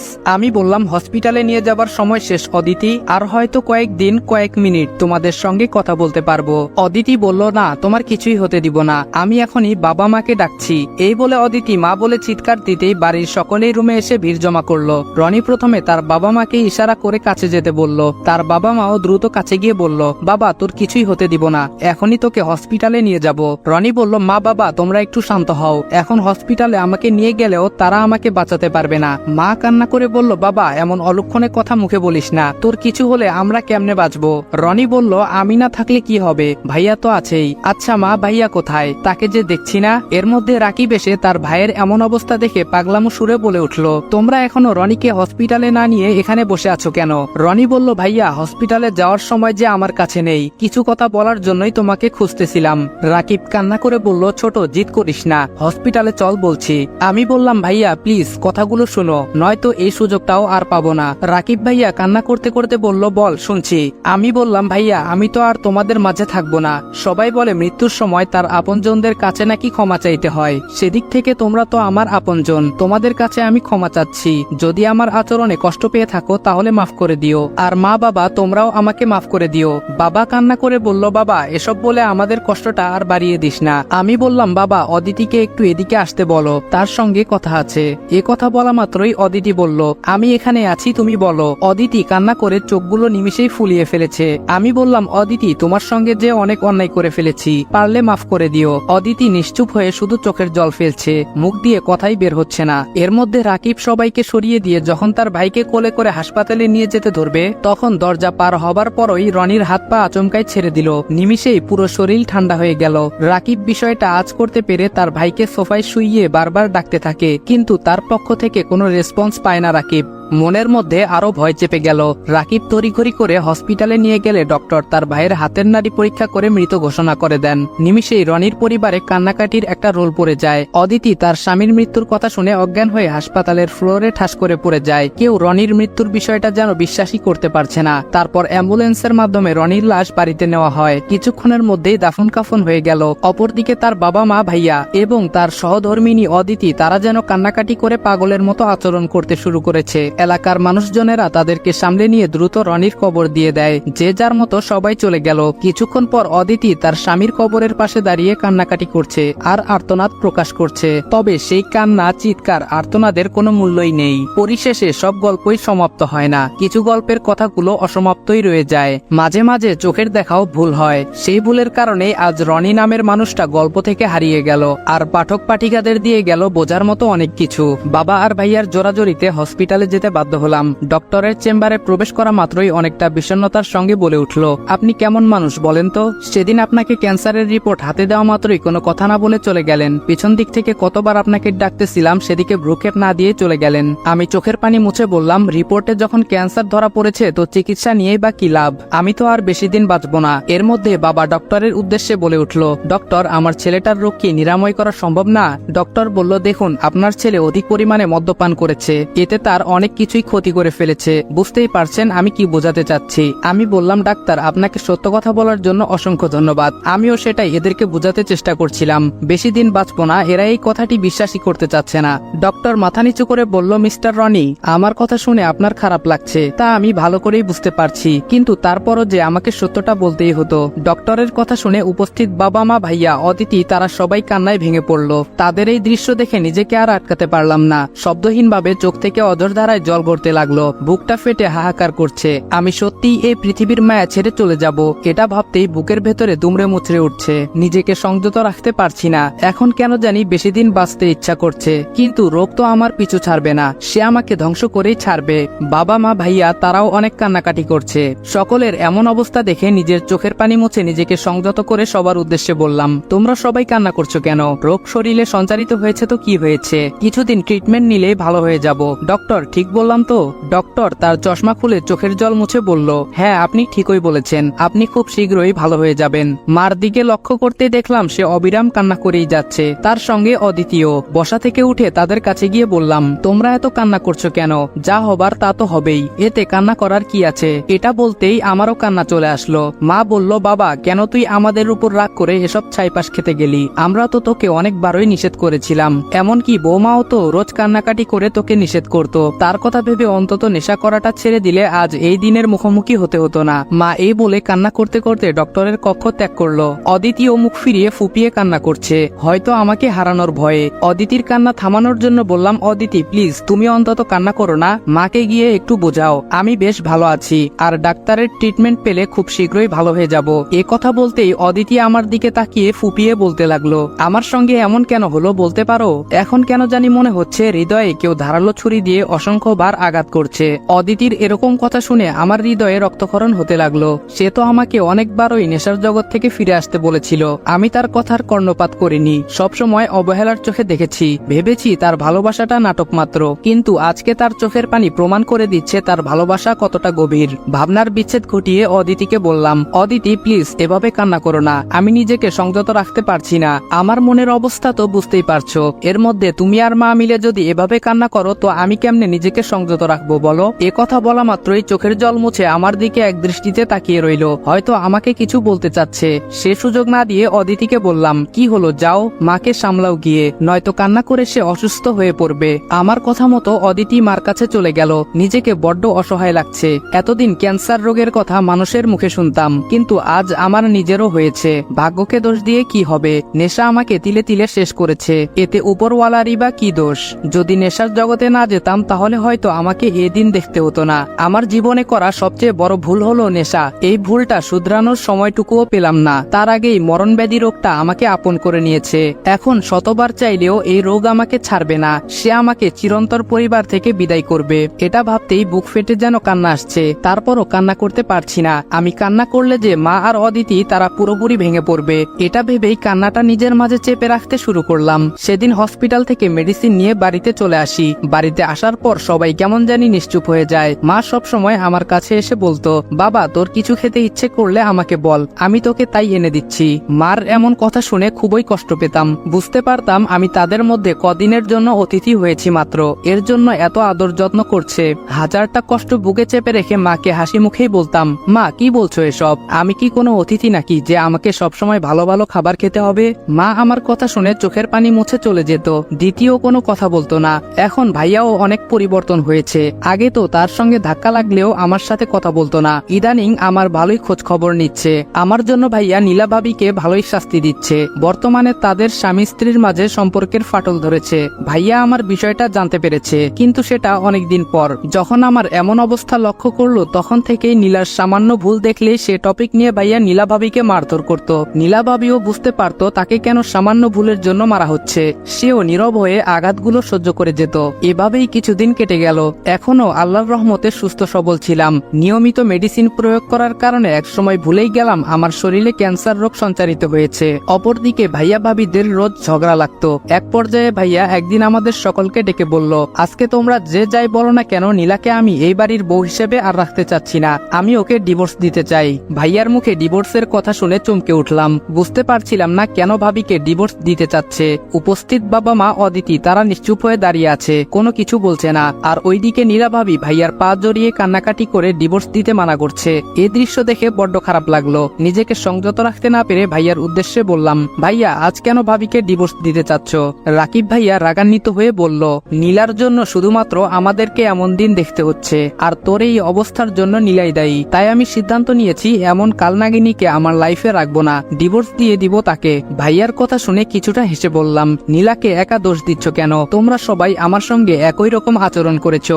বাবা মা এমনকি আমার সহধর্মিনী অদিতিও আমাকে ছেড়ে চলে গিয়েছিল। 3টা মাস এই বাড়িতেই ছিলাম। তোমরা তো আমার খোঁজ খবর ভুলেও নাওনি। আমি খেলাম নাকি না খেয়ে রইলাম তোমরা সেটা বিন্দুমাত্র জানার আগ্রহ নিয়ে আমাকে জিজ্ঞেস করনি। অদিতিও কোনোদিন ফোন করে জানতে চাইনি, উল্টো সিমটাই বন্ধ করে ফেলেছিল। তাহলে এখন নীলার একার বিচার করছো কেন? তার সঙ্গে বাবা মা অদিতি এবং তুমি বড় ভাই হয়ে আমার মাথায় আঘাত করে রক্ত ঝরিয়েছিলে। আজকে তোমার নিজের বিচারটাও করো দেখি। রাকিব ভাইয়া নিশ্চুপ। আমি বললাম, কষ্ট শুধু নীলা ভাবি আমাকে দেয়নি, তার সঙ্গে তোমরা সবাই আমাকে একই রকম কষ্ট দিয়েছো। সুতরাং এখানে নীলাকে একার শাস্তি দিয়ে কোনো লাভ নেই। যা হবার সেটা হয়েছে। এখন নীলাকে ডিভোর্স দিলেই কি সবকিছুর সমাধান হবে? তার থেকে নীলা ভাবিকে নিয়ে ভালোভাবে সংসার শুরু করো। আমার এসব কথা শুনে প্রথমে অদিতি কান্না করতে করতে রুমে চলে গেল। বাবা মাও মাথা নিচু করে চলে গেল। রাকিব ভাইয়া হুট করেই আমার হাত জড়িয়ে ধরে বলল, ভাই আমাকে ক্ষমা করে দে। আমি নীলার মিথ্যা কান্না দেখে সেদিন নিজেকে সংযত রাখতে পারিনি। রাগের ঘোরে তোর মাথায় আঘাত করে ফেলেছি। আমি বললাম, আমার কারো প্রতি রাগ অভিমান অভিযোগ নেই। অতীতের সবকিছুই ভুলে গিয়েছি। আমাকে নিয়ে শুধু শুধু অশান্তি সৃষ্টি করো না। তোমরা ভালো থাকো এই প্রত্যাশাই আমি করি। এই বলে নিজের রুমে এসে লক্ষ্য করলাম অদিতি বালিশের মাঝে মুখ লুকিয়ে কান্না করছে। হয়তো তখন আমার বলা কথা শুনে অদিতি কষ্ট পেয়েছে, এর জন্যই কান্না করছে। তারপর অদিতির সামনে গিয়ে বললাম, সরি অদিতি, তোমাকে কষ্ট দিয়ে কথা বলার কোনো ইচ্ছাই আমার ছিল না। ভাইয়াকে বুঝাতে তোমার কথাটাও আমাকে বলতে হলো। অদিতি চোখের জল মুছে বলল, না ঠিকই বলেছ। আমি তো তোমার সঙ্গে অনেক অন্যায় করেছি, যা স্ত্রী হিসেবে আমার মোটেও ঠিক হয়নি। আমি বললাম, তোমার সঙ্গে কখনোই কথা বলতাম না, কিন্তু আমার যে শেষ সময়, এ সময় নাকি সবার কাছে ক্ষমা চাইতে হয়। আজকে তোমাকেও বলছি, যদি আমার আচরণে খারাপ লেগে থাকে তো মাফ করে দিও। আর হ্যাঁ, ডিভোর্স পেপার সবকিছুই রেডি আছে, তুমি চাইলে ডিভোর্স দিয়ে দিব। আমার মৃত্যুর পর ভালো একটা ছেলে দেখে বিয়ে করে নিও। অদিতিকে এই কথা বলা মাত্রই ঝাপটে জড়িয়ে ধরে বলল, আমাকে গলা টিপে মেরে ফেলো, তারপরও এমন অলক্ষণে কথা বলো না প্লিজ, সহ্য করতে পারি না। আমি বললাম, আমার স্বপ্নগুলো সব অপূর্ণ রয়ে গেল, কোনোটাই পূর্ণতা পেল না। কথাটি বলা মাত্রই টপ করে গাল বেয়ে পানি পড়তে লাগলো। অদিতি বলল, আমি তোমার স্বপ্নটাকে পূর্ণতা দিতে চেয়েছিলাম, কিন্তু তুমি তো আমাকে দূরে সরিয়ে দিচ্ছ। আমি বললাম, তোমাকে নিয়ে আমার স্বপ্নগুলো সাজাতে চেয়েছিলাম, কিন্তু মাঝখান থেকে তুমি আমাকে ছেড়ে চলে গেলে। অদিতি বলল, আবার তো ফিরেও এসেছি, তাহলে এখন কেন আমাকে নিয়ে তোমার স্বপ্নগুলো সাজাতে পারছো না? আমি বললাম, সে স্বপ্ন যে তুমি ভেঙে ফেলেছো। অদিতি বলল, আবার নতুন করে স্বপ্ন সাজাও। এবার যে যত কিছুই বলুক না কেন, আমি তোমাকে ছেড়ে আর যাব না। আমি বললাম, সম্ভব না। অদিতি বলল, কেন সম্ভব না? তুমি চাইলে আবার নতুন করে শুরু করতে পারো। আমি কথা দিচ্ছি, এবার মহাপ্রলয় হলেও তোমাকে ছেড়ে চলে যাব না। অদিতি এ বলে আরো শক্ত করে জড়িয়ে ধরে। আমি বললাম, তুমি অনেক মিথ্যাবাদী হয়ে গেছো। বাসর রাতেও আমাকে এই সেম কথাই বলেছিলে। প্রকৃতপক্ষে তুমি কি সেই কথাটা রাখতে পেরেছো? অদিতি নিশ্চুপ। অদিতির নিশ্চুপ থাকা দেখে মুখে শুকনো হাসি হেসে বলে উঠলাম, আচ্ছা থাক ওসব কথা, এখন চাইলেও আর আমার লাইফ থেকে নরক নামক শব্দটি সরাতে পারবো না। এই বলে অদিতিকে ছেড়ে চলে আসতে যাব, এর মধ্যে অদিতি আমার হাত ধরে বলে উঠল, কোথায় যাচ্ছ? আমি বললাম এই সুন্দর পৃথিবীটা একটু ঘুরে দেখি, যদি আর সুযোগ না পাই। এই বলে অদিতির হাত ছাড়িয়ে নিজের কলেজ লাইফের বন্ধুদের সঙ্গে আড্ডা দিতে চলে আসলাম। অপরদিকে অদিতি কান্নায় ভেঙে পড়ল। অদিতিরও অনেক স্বপ্ন ছিল তার সন্তান হবে, তাকে ঘিরে আনন্দ উল্লাস করবে, কিন্তু মাঝখান থেকে কালো ঝড়ে সবকিছুই কেমন জানি এলোমেলো করে দিল এবং কি তাদের স্বামী স্ত্রীর মধুর সম্পর্ক বিষে রূপান্তরিত হয়ে গেল। এভাবেই কয়েক মাস কেটে গেল। এখন রনির শারীরিক অবস্থা একটুও ভালো নেই, যখন তখন কাশির মাঝে রক্ত বের হয়। তা দেখে বাড়ির সবাই ভালো করেই বুঝতে পারত সে আর বাঁচবে না। সবচেয়ে অদিতি বেশি কষ্ট পেত, তারও যে স্বপ্ন ভেঙে চুরমার হয়েছে। একটা নারী স্বামীর চোখে যখন অবহেলিত হয়ে যায়, তখন পৃথিবীর সমস্ত সুখের জোয়ার ভাটা এনে দেওয়া হোক না কেন, তাতে তার বিন্দুমাত্র আনন্দ অনুভব হয় না। সেদিক থেকে অদিতিও ভালো নেই। প্রত্যেক প্রহর তাকে ভয়ে থাকতে হয়, কখন যে তাকে দুর্ঘটনার সম্মুখীন হতে হয় এই ভেবে। রনির বাবা মা ভাইয়া তারাও অনেক ভয়ে আছে, কখন যে কি হয়ে যায়। এ নিয়ে তারা অনেক ভালো মানের চিকিৎসা করার পরিকল্পনা করে এবং রনিকে বলে, বাবা আমরা তোকে সিঙ্গাপুরে নিয়ে যেতে চাচ্ছি, সেখানে ক্যান্সারের ভালো মানের চিকিৎসা করা হয়, আমার বিশ্বাস সেখানে গেলে তুই ভালো হয়ে যাবি। আমি বললাম মিছে সান্ত্বনা নিয়ে আর বাঁচতে চাই না, ক্যান্সার রোগে মানুষ বাঁচে না সেটা আমি ভালো করেই জানি, সুতরাং যতদিন বেঁচে আছি এমনি থাকবো, চিকিৎসার কোনো দরকার নেই। এই বলে নিজের রুমে চলে আসলাম। উপস্থিত বাবা মা, বড় ভাইয়া, অদিতি তারা সবাই আমার দিকে অবাক চোখে তাকিয়ে আছে। অদিতি তো আমার পেছনে পেছনে আসতে লাগলো। দরজা ঠেলে রুমে প্রবেশ করব, এর মধ্যে অদিতি এসে বলল, কি পাগলামো শুরু করলে বলো তো? আমি বললাম, কোথায় পাগলামো করলাম? অদিতি বলল, তোমাকে সিঙ্গাপুরে নিয়ে যেতে চাচ্ছে আর তুমি যেতে চাচ্ছ না, এটা কি ধরনের পাগলামো বলো? আমি বললাম, তোমরা আমার পেছনে এভাবে লেগেছো কেন? আমি বলছি সিঙ্গাপুর যাব না তো যাব না, এটাই ফাইনাল। অদিতি কান্না করে বলল, প্লিজ না করো না, এভাবে চলতে থাকলে যে তোমাকে সত্যি হারিয়ে ফেলবো। আমি বললাম, ট্রিটমেন্ট নিয়ে বাঁচার কোনো ইচ্ছা আমার নেই, যতদিন মেডিসিন ছাড়া উপরওয়ালা আমাকে রাখবে ততদিন বাঁচবো, এছাড়া কোনো ট্রিটমেন্টে আমি বিশ্বাস করি না। অদিতি বলল, তারপরও তোমাকে চিকিৎসা নিতে হবে, বুঝতে পারছো না কেন তোমার শরীরে যে রোগটা বৃদ্ধি হতে চলেছে তা যে কোনো সময় অঘটন ঘটাতে পারে। আমার কথা কি তুমি একবারও ভাববে না? আমি নিশ্চুপ। অদিতি বলল, আমি তোমার সঙ্গে কিছুদিন অবহেলা করেছি দেখে তোমার ইগো নিয়ে পড়ে আছো, কিন্তু তুমি যে আমাকে একটা বছর ধরে অবহেলা করে আসছো সেটা কি একবারও ভেবেছো? তোমার আচরণে রোজ কতটা কষ্ট পেতে হয়েছে আমাকে। আমি নিশ্চুপ। অদিতি বলল, নিজের জীবনটাকে কেন নরকের দিকে এগিয়ে দিচ্ছ আর আমাকেও কষ্ট দিচ্ছ বলো তো? অদিতি কান্না করে ফ্লোরে বসে পড়ে। আমি বললাম, আমার জীবনটাকে নরক বানাতে তোমরা আমাকে বাধ্য করেছো, তাহলে আজ এত আফসোস করছো কেন? আর কি বললে? আমি তোমাকে অবহেলা করেছি? হ্যাঁ ঠিকই ধরেছো, আর কেউ জানুক বা না জানুক তুমি তো ভালো করেই জানতে, যাকে একবার আমার মন থেকে বের করে দেই তাকে দ্বিতীয়বারের মতো কাছে নেই না। অদিতি নিশ্চুপ। আমি বললাম, অদিতি আমার আজও মনে পড়ে তোমাদের বাড়িতে যখন তোমাকে ফিরিয়ে আনতে গিয়েছিলাম, তুমি সেই সুযোগ নিয়ে আমাকে নানা কথায় অপমান করেছিলে। সেদিন থেকেই তোমার নাম আমার মন থেকে একেবারে উঠে গেছে। সেদিন মনস্থির করেছিলাম তোমাকে আর আমার সংস্পর্শে নিব না। অদিতি নিশ্চুপ হয়ে কান্না করে যাচ্ছে, বলার মতো কোনো ভাষা তার নেই। এভাবেই রনি তার মরণব্যাধি রোগকে বরণ করে নেয়। পরিবারের সকলেই তাকে জোরপূর্বক সিঙ্গাপুরে নিয়ে যেতে চাইলেও তাদের মুখের উপর না করে দেয়, যার দরুন দিনে দিনে তাকে ক্যান্সার গ্রাস করে ফেলে। রনির এমন অবস্থা দেখে তার বাবা মা অদিতি বেশি কান্না করত, কিন্তু রনিকে তারা কোনো চিকিৎসা করাতে পারত না। তার একটাই জিদ, মরে যাবে তবুও কোনো ট্রিটমেন্ট সে নিবে না। একদিন বিছানায় শুয়ে থাকা অবস্থায় কাশি দিতেই নাক মুখ থেকে রক্ত বের হতে লাগলো। অদিতি এ দৃশ্য দেখে দ্রুত তাকে সাহায্য করতে কাছে আসতেই রনি আক্ষেপ নিয়ে বলে উঠল, আমার কাছে এসো না, আমি ঠিক আছি। অদিতি কান্না করে বলল, তোমার নাকে মুখে রক্ত বের হচ্ছে, এবার তো হসপিটালে নিয়ে যেতে নিষেধ করো না প্লিজ। আমি বললাম, হসপিটালে নিয়ে যাবার সময় শেষ অদিতি, আর হয়তো কয়েকদিন কয়েক মিনিট তোমাদের সঙ্গে কথা বলতে পারবো। অদিতি বলল, না তোমার কিছুই হতে দিব না, আমি এখনই বাবা মাকে ডাকছি। এই বলে অদিতি মা বলে চিৎকার দিতেই বাড়ির সকলেই রুমে এসে ভিড় জমা করলো। রনি প্রথমে তার বাবা মাকে ইশারা করে কাছে যেতে বলল। তার বাবা মাও দ্রুত কাছে গিয়ে বলল, বাবা তোর কিছুই হতে দিব না, এখনই তোকে হসপিটালে নিয়ে যাব। রনি বলল, মা বাবা তোমরা একটু শান্ত হও, এখন হসপিটালে আমাকে নিয়ে গেলেও তারা আমাকে বাঁচাতে পারবে না। মা কান্না করে বলল, বাবা এমন অলক্ষণে কথা মুখে বলিস না, তোর কিছু হলে আমরা কেমনে বাঁচবো? রনি বলল, আমি না থাকলে কি হবে, ভাইয়া তো আছেই। আচ্ছা মা, ভাইয়া কোথায়? তাকে যে দেখছি না। এর মধ্যে রাকিব এসে তার ভাইয়ের এমন অবস্থা দেখে পাগলামো সুরে বলে উঠল, তোমরা এখনো রনিকে হসপিটালে না নিয়ে এখানে বসে আছো কেন? রনি বলল, ভাইয়া হসপিটালে যাওয়ার সময় যে আমার কাছে নেই, কিছু কথা বলার জন্যই তোমাকে খুঁজতেছিলাম। রাকিব কান্না করে বলল, ছোট জিদ করিস না, হসপিটালে চল বলছি। আমি বললাম, ভাইয়া প্লিজ কথাগুলো শোনো, নয়তো এই সুযোগটাও আর পাবো না। রাকিব ভাইয়া কান্না করতে করতে বলল, বল শুনছি। আমি বললাম, ভাইয়া আমি তো আর তোমাদের মাঝে থাকবো না, সবাই বলে মৃত্যুর সময় তার আপনজন আপনজনদের কাছে নাকি ক্ষমা চাইতে হয়, সেদিক থেকে তোমরা তো আমার আপনজন, তোমাদের কাছে আমি ক্ষমা চাচ্ছি। যদি আমার আচরণে কষ্ট পেয়ে থাকো তাহলে মাফ করে দিও। আর মা বাবা তোমরাও আমাকে মাফ করে দিও। বাবা কান্না করে বলল, বাবা এসব বলে আমাদের কষ্টটা আর বাড়িয়ে দিস না। আমি বললাম, বাবা অদিতিকে একটু এদিকে আসতে বলো, তার সঙ্গে কথা আছে। এ কথা বলা মাত্রই অদিতি বলল, আমি এখানে আছি, তুমি বলো। অদিতি কান্না করে চোখগুলো নিমিষেই ফুলিয়ে ফেলেছে। আমি বললাম, অদিতি তোমার সঙ্গে যে অনেক অন্যায় করে ফেলেছি, পারলে মাফ করে দিও। অদিতি নিশ্চুপ হয়ে শুধু চোখের জল ফেলছে, মুখ দিয়ে কথাই বের হচ্ছে না। এর মধ্যে রাকিব সবাইকে সরিয়ে দিয়ে যখন তার ভাইকে কোলে করে হাসপাতালে নিয়ে যেতে ধরবে, তখন দরজা পার হবার পরই রনির হাত পা আচমকাই ছেড়ে দিল। নিমিষেই পুরো শরীর ঠান্ডা হয়ে গেল। রাকিব বিষয়টা আজ করতে পেরে তার ভাইকে সোফায় শুইয়ে বারবার ডাকতে থাকে, কিন্তু তার পক্ষ থেকে কোনো রেসপন্স পায় না রাকিব। মনের মধ্যে আরো ভয় চেপে গেল।